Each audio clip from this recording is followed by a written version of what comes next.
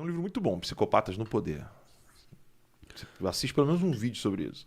Que é de um psiquiatra que, na Polônia, ele sofreu a ocupação nazista e também a comunista.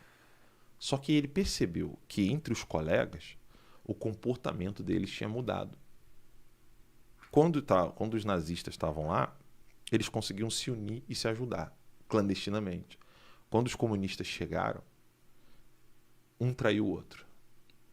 Então o comunismo faz uma lavagem cerebral melhor do que a do nazismo, né? Aí ele era psiquiatra, professor na faculdade de psiquiatria da Polônia. O que ele fez? Ele falou assim: eu vou juntar eu e mais outros psicólogos e psiquiatras aqui, vamos fazer uma análise aqui clínica do perfil do comunista. Qual a conclusão que ele chegou? A conclusão que ele chegou é que os comunistas fazem uma pirâmide que é a seguinte: o histérico fica na base, fazendo barulho, e eles só colocam psicopatas no poder. A diferença do histérico para o psicopata: o histérico, ele não mente quando fala, ele acredita na mentira. Então, por exemplo, o Lula, o Barroso, eles falam assim: nós estamos defendendo a democracia, e tu vê ali aquela eloquência, aquela coisa, o cara, ele começa, você vê sentimento como se fosse verdadeiro, né? Então, ele acredita no sentimento. À medida em que ele vai falando, aquelas palavras vão moldando o sentimento dele. Então, a definição do histérico é que ele passa a acreditar e sentir naquilo que fala. Entendi. Não é como, por exemplo, fez um barulho estranho ali, a gente vai lá e fica assustado. Não. Ele vira e fala: tem um troço estranho ali. Ele começa a ficar assustado, porque ele acredita no que fala. Essa é a definição do histérico. Entendi. Ele acredita. Os sentimentos deles é moldado pela sua percepção e não pela realidade. De certa forma. Não é nem a percepção. Ele é moldado pelo que ele fala. Entendi. Ele vai falando e vai sentindo. Ele não é moldado pelo que ele vê. Entendi. Entendeu? Ele não é moldado pela percepção, porque a percepção dele, ela já está destruída. O psicopata, por outro lado, não. Ele já não tem sentimento. Mas tem a percepção. Ele sabe que está errado, ele sabe calcula, ele está mentindo, que está manipulando, isso. Mas ele não liga. Ele só enxerga isso como uma ferramenta útil e isso. Que está funcionando para ele. O Alexandre de Moraes é psicopata. Ah, tem que ser. Ele calcula. Quando eu falei que ele era psicopata, eu falei: isso aqui é uma análise clínica. Não é que eu sou psiquiatra ou psicólogo, mas pelo amor de Deus, eu sei ler e escrever. Não precisa ser muita análise clínica, né? O cara tá matando gente inocente pra manter o poder, né? Então ele é psicopata. Agora o Barroso não. O Barroso é histérico. Ah, tá chegando. E aí você tem isso, né? Você tem essa estrutura. E quando você pega essa análise do livro Ponerologia, que é o nome é esse, né? Ponerologia. Psicopatas no Poder. Poneros, do grego, né? Mal. Então é o poder dos maus. Entendi. Quando você vê isso aí, você percebe claramente que as pessoas pensam o quê? O fulano é esquerdista. Então, automaticamente, é a menina que cortou a sobrancelha aqui assim, sabe? Que usa cabelo lilás, tá fedida, cabelo debaixo do braço. Aquela estética que, assim, nem é questão estética. Você vê que o negócio é meio fake. Tipo, não é punk, não é metalheiro, não é nada. É um negócio meio estranho. É um negócio woke, né? E aí, você pensa que aquilo dali são os esquerdistas. Não. Aquele ali não é o esquerdista.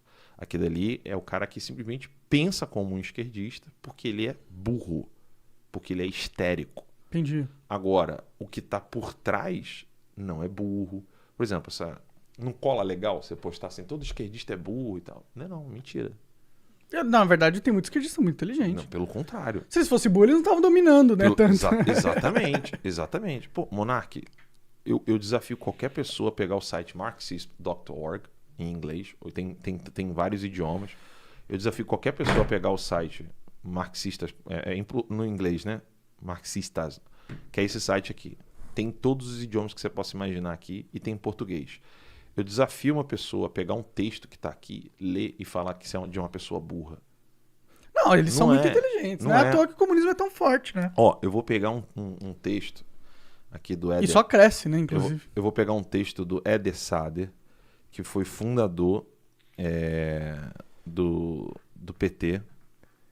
Ele escreveu um texto, deixa eu ver se eu acho fácil aqui. Dura isso, que é tudo meu, tá de cabeça. Mas se eu botar no Google, acha rápido. Se tu botar assim, maoísmo, ó, vou botar aqui, ó, bota assim, ó, maoísmo, Éder, chegou a pizza. Chegou, lá. vai falando pra galera aí. Olha, ó, maoísmo, Éder Sader, marxist.org, né?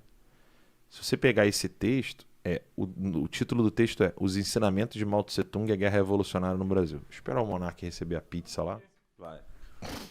Então, aí o texto, Monark. Tu quer fechar a porta ali? Vou fechar. Ó, o texto é esse aqui, ó. Olha o texto. O cara é um dos fundadores do PT, tá? Eu vou contextualizar isso aqui. Posso fazer uma publicidadezinha rapidinho? Isso aqui é parte do curso que eu tenho lá na Academia Conservadora chamado Conhecendo o Inimigo. O cara é assinante mensal, ele tem acesso ao curso. O curso não é um preço separado, não. E lá eu traço a cronologia da mudança de mentalidade entre os socialistas. Porque o PT, ele é... Quando o Lula cria o PT, o Lula ele foi recebido por grandes chefões de Cuba. Ah, é? Dizem que Cuba tem a melhor inteligência da América Latina. Tem. E aí, eu não sei se é a melhor não, mas assim, eles são esforçados. Recentemente descobriu que o embaixador dos Estados Unidos tinha traído e era espião de Cuba. Mas assim, pra mim, ainda os soviéticos ainda são muito mais foda nisso. Ah, sim, da América Latina, né, eu digo. Ah, sim, não, da América Latina sim. Não, da América Latina eles são papa do... E por quê? Eu falo isso no curso, vou tentar resumir aqui pra não ficar falando só eu sozinho. O que acontece? Antes da morte do Stalin, para você ter um partido comunista, você tinha que ser uma filial do Stalin. Você não podia ser um partido independente. Uhum. Se você tivesse um partido independente, marxista, socialista, etc., e você força, você morreria. Entendi, era uma franquia só. O Stalin funcionava dessa maneira. Entendi. Não pode, quem existir vai morrer. Quando eu falo morrer, é morrer mesmo, não é perder dinheiro, é morte. Hoje tá mais tranquila a perseguição. E aí o que acontece? Até que o Stalin estava vivo, só para você ter uma ideia, o Nelson Rodrigues, ele relata que antes do rompimento do pacto Ribbentrop-Molotov, os comunistas no Brasil faziam Heil Hitler para a imagem do Hitler. Porque os dois estavam juntos. Que os dois estavam juntos. Eles eram aliados. Uhum. Entendi. Então, assim, quando os socialistas, os comunistas brasileiros, eles começaram na década de 20. O melhor livro que narra o surgimento do Partido Comunista no Brasil, o desenvolvimento, o que ele foi se tornando até a década de 50, é o livro O Retrato do Oswaldo Peralva. Porque ele era o número 2 do partido. Tipo assim, ele não era um entregador de pizza do Partido Comunista. Ele era o número 2 do partido. Ele só estava abaixo do Diógenes Arruda Câmara. Tá? Com essa mudança, então você tem o Carlos Prestes chegou a estar à frente, o Partido Comunista. Então até a década de 20 não tinha comunismo no Brasil. Tinha a disseminação dos textos marxistas. Mas não tinha ainda... Porque quem criou essa coisa do Partido Comunista foi o Lenin, né? Ele conseguiu criar e monopolizar isso. Ele monopolizou a ideia de um partido comunista. Entendi. Quando o Stalin morre, e já um pouco antes disso, o pessoal já estava migrando para seguir ou o pensamento de Trotsky ou o pensamento do comunismo maoísta, para seguir o Partido Comunista Chinês. Então era a Rússia e a China disputando para ver quem ia ser o dono do comunismo. Isso. Até hoje eles querem os socialistas marxistas que tem aqui, eles não são tudo baixa cabeça para Moscou. Eles baixam mais a cabeça para a China ou não? Não, eles querem monopolizar a parada. Ah, então a Rússia perdeu o controle do comunismo. Entendeu? E aí, o que acontece? Você tem esses grupos que se disseminaram. No Brasil, o PCdoB, ele é posterior ao PCB, Partidão. Uhum. Então, o PCdoB, se você perguntar um cara do PCB, galera do PCR, já ouviu falar no PCR? Não é PCO não, é mais radical ainda. Então, se você perguntar para essa galera aí, eles não reconhecem o PCdoB como um partido comunista. É liberal, eles neoliberal. Eles vão dizer que é MBL da esquerda. Entendi. Entendeu? Quer dizer, o MBL é de esquerda, né? Mas eles vão dizer assim, que é a versão MBL lá do Partido Comunista. E aí, eles acham que é muito Faria Lima. Entendeu? Vocês se venderam para a burguesia e tal, não sei o quê. Que é mais ou menos o que o Rui Costa Pimenta acredita lá no PCO. Por quê? Eles ainda são da escola de que é o proletariado quem vai fazer a revolução. Não é a tal da minoria. O negro, o índio, o homossexual. É o trabalhador. É o trabalhador. Entendi. Só que essas correntes elas nasceram depois. Então, voltando aqui à timeline para a gente entender. Os caras estavam migrando de sair da subserviência do Stalin, foram recebidos por Mao Tse Tung. Isso o próprio Oswaldo Peralva relata, que o Diógenes Arruda Câmara foi recebido pelo próprio Mao Tse Tung. E o êxito de Mao Tse Tung foi o único êxito comunista pós-Lenin. Foi o único. Porque, e o último. E eles estão tendo tanto êxito com o que eles estão fazendo hoje, que os partidos olham e falam assim, ou a gente segue essa linha aqui, ou a gente não vai conseguir manter a operação. Então está surgindo uma supremacia do comunismo chinês dentro da ala comunista brasileira e mundial. Total, porque eles conseguiram controlar o mercado, coisa que ninguém antes estava conseguindo fazer. Mas a China controlou o mercado meio que liberando o mercado, né?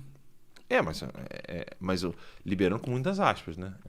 Aquela liberação de padroado, né? Eu acho que só o fato de não ter propriedade intelectual na China já é mais liberado até que nos Estados Unidos, né? No mercado. Né? A liberdade de mercado, ela é teoria. Ela não existe em lugar nenhum na prática.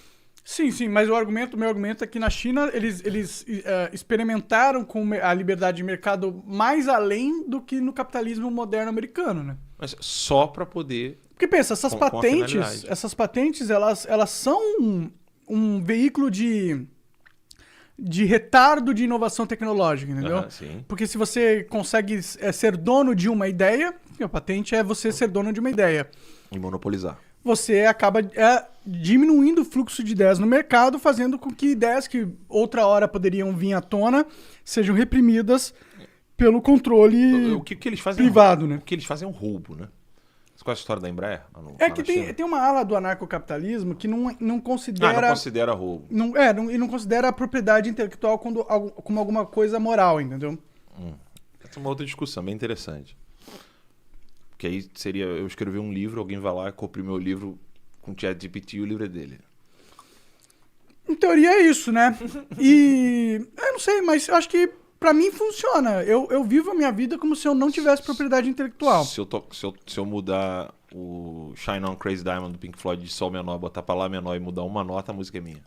Eu acho que não é que ela é sua. Porque mas é isso. Não é que ela é sua porque não existiria uma música sua. Mas né? você perde a autoria, né? Não, você tem a autoria da versão modificada da música, né? Se você for o primeiro a fazer, eu acredito. Mas é que, tipo... Realmente, o fato de uma empresa conseguir pegar a tecnologia de outra empresa e começar a replicar e melhorar em cima dela... Acho que seria interessante debater isso tentando entender melhor os conceitos, né? Mas só pra gente não perder o foco, eu quero muito ler um trecho desse texto aqui. Manda aí. O que acontece? Os comunistas estavam lá, nessa discussão de se vai ficar subserviente às ordens de Moscou, e Moscou, pós-Stalin, estava caminhando para Gramsci. Tá? Não estava mais querendo fazer o leninismo. Vamos fazer aqui o gramscismo. Vamos modificar isso aqui. O que é o gramscismo? Sim. Então, Antônio, eu vou chegar lá. Eu vou mostrar em detalhes isso. Mas só para o pessoal entender. Eles não queriam seguir o leninismo. Porque eu nem estabeleci o que é o leninismo aqui. Só para mostrar as correntes. Uhum. Então, eles já estavam caminhando para uma vertente mais gramscista. Aceitar Gramsci. Porque Gramsci não foi aceito, ele foi preso pelos próprios comunistas. A Rosa Luxemburgo, que também era marxista, ela só não foi morta, alguns dizem que foi, ela só não foi morta por Lenin por falta de oportunidade. Lenin queria matá-la. Por causa das ideias dela. Stalin matou Trotsky. Uhum. Então, assim, os comunistas negam, não gostam, não é bem assim, não é o caralho. Matou sim. E aí você tem essas correntes, com a morte do Stalin, os comunistas falam assim, não, vamos ver aqui quem é que vai estabelecer a tática. A estratégia não muda em nenhum deles. Nem em Gramsci, nem em Lenin, nem no stalinismo, nem na Rosa Luxemburgo. Que muda? Porque a estratégia é a finalidade. O que muda é a tática, o meio. Qual o meio que será utilizado. E aí, com o leninismo, você doma, né, no sentido de domínio, você domina o topo e vai impondo para baixo o que deve ser feito. Isso é o stalinismo. É o que está acontecendo. Stalinismo e leninismo. O gramscismo, ele vai impor de um modo mais longo, historicamente falando, mas indestrutível, quase indestrutível, né? Que é da base para cima. Que é da base para cima. Sim, você vai convencer tanto a população das ideias que elas vão obrigar a hierarquia de cima a seguir. Exato. Então a luta deles é se vem de cima para baixo, se vem de baixo para cima, ou se tem um meio termo entre eles. Isso é uma discussão interessante porque ela ultrapassa a questão do marxismo. Eu acho que é uma questão até pedagógica, de tática, filosófica. do que funciona é um estudo de estratégias de implementação. Tipo, o que funciona para você ter o seu objetivo alcançado na vida real? O que é melhor? Uma mudança de cima para baixo ou de baixo para cima? Exato. Eu, por exemplo, eu deixo bem claro que... Porque Gramsci, ele era católico. Ele não fez nada mais, nada menos do que a Igreja Católica fez com a arte, com a cultura, com a criação da penitenciária, com a criação das creches, a criação de orfanato, hospitais, que você vai moldando a sociedade de baixo para que o topo seja submisso àquilo que está na base. Mas não funciona na vida real, né? Eles estão meio errados nessa tática aí. Não, funciona. Eu nunca vi nenhuma base mandando no que acontece no topo, não. Não, mas não é mandar. O Gramsci não fala isso. Ela vai impor pela opinião pública. Ou seja, a cosmovisão da massa, ela vai ser a cosmovisão que, se você for contra, você cai. Só que hoje em dia, para você controlar, quem controla a cosmovisão é o topo da pirâmide, né? Então, mas aí essa é a discussão entre os marxistas. Porque tipo, pro leninista é o topo da pirâmide. Pro gramscista, não. Não é o topo da pirâmide que controla? Não. Por exemplo, você pode aprovar agora, se você é um ditador, você pode aprovar agora no Brasil pedofilia? Não, se você é um ditador, você pode, né? Mas ia ter uma consequência absurda. Vai ter uma... Se você fala abertamente, eu tô aqui impondo que agora tá liberado, pode, não sei lá, incesto, pedofilia, estupro. Se você tirar isso da lei, a massa tem um resquício de cosmovisão judaico-cristã, que é o Antigo Testamento, Novo Testamento, que não vai deixar uma porra dessa acontecer. Sim, ia ser... Então eles não podem impor tudo. Então eles não podem impor tudo que eles querem de cima para baixo. Eles só podem impor, com muitas aspas, aquilo que a sociedade meio que aceita. Que é aceitável socialmente. Então, por exemplo, pode calar o monarca, pode calar o ala, mas calar todo mundo não pode. É impossível, né? Entendeu? Por enquanto. Não, eles nunca vão calar todo mundo. Que depois, quando eles tiverem um exército de robô, aí eles vão matar todo mundo. Exato. Tem até cachorro já. Aí nessa discussão, olha isso aqui. Nessa discussão, o Éder Saad, fundador do PT, escreveu esse texto aqui, esse artigo de 1968, que é o seguinte: Os ensinamentos de Mao Tse-tung e a guerra revolucionária no Brasil. Ele é um dos fundadores do PT. Aí ele vai citando ali os exemplos e tal, aí ele começa falando assim: certamente, a grande força do pensamento político de Mao Tse-tung adveio de seu esforço para aplicar o marxismo ao estudo da realidade chinesa. Isso é mérito de Mao Tse-tung. Por quê? Porque isso está na resolução da Terceira Internacional, que quase os comunistas não seguem. Que é você aplicar, eles falam que é para aplicar o marxismo na realidade daquele país. Então, o marxista americano, ele não vai odiar a bandeira americana. Se ele fizer isso, vai dar merda. Tentaram, deu merda. Então você vai ter que ver o Mark Zuckerberg no 4 de julho andando com a bandeira dos Estados Unidos. Ele não pode queimar. Sim. Dá merda. Sim, você tem que transformar a bandeira dos Estados Unidos no comunismo, né? Exatamente. E aí você tem que se adaptar. Eles falam isso na resolução não da dá pra chegar na porrada, na força que não vai. Nunca. Aí ele fala, combatendo aqueles que só sabiam... Olha isso aqui, ele vai citando as aspas do próprio Mao Tse Tung, tá?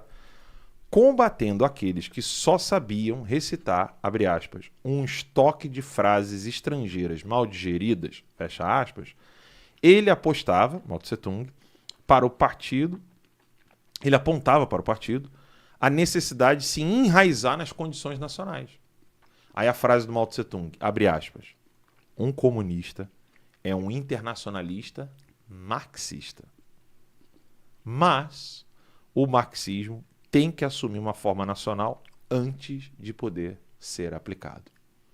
Pode crer. Aí você vê o PT, né? Que assumiu Fecha uma forma aspas. nacionalista no O começo petróleo é nosso.